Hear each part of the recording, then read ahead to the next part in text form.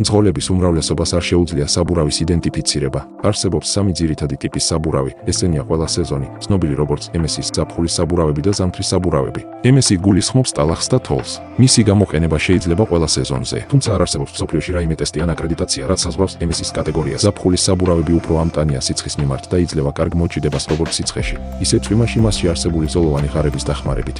ზამთრის საბურავები კი განკუთვნილია ზამთრისთვის, ის იტანს ცივ პირობებს და კარგად უმკლავდება ყინულს და თოვლს, თუმცა წვიმაში შეიძლება საკმაოდ ცრიალაც იყოს. რაც შეეხება საბურავის ზომას, თუ ოდესმე გიფიქრიათ, რას ნიშნავს ტატანილი რიცხვები, აღარ იფიქროთ, რადგან ახლავე განვიხილავთ მათ. პირველი რიცხვი აღნიშნავს საბურავის სიგანეს მილიმეტრებში, ხოლო შემდეგი რიცხვი აღნიშნავს ბორტის სიმაღლეს პროცენტულად სიგანესთან პროპორციაში. სიმბოლო R კი გვაჩვენებს დისკის დიამეტრს. ეს ყველაფერი არაა, საბურავზე გვაქვს ტატანებული გამოშვების დრო, რაც ძალიან მნიშვნელოვანია. ბოლო ორი რიცხვი აღნიშნავს გამოშვების წელს, ხოლო პირველი ორი რიცხვი გვეუბნება ამ წლის მე რამდენი კვირაშია გამოსული საბურავი. გამოიწერე არხი და მიიღე მეტი სასარგებლო ინფორმაცია.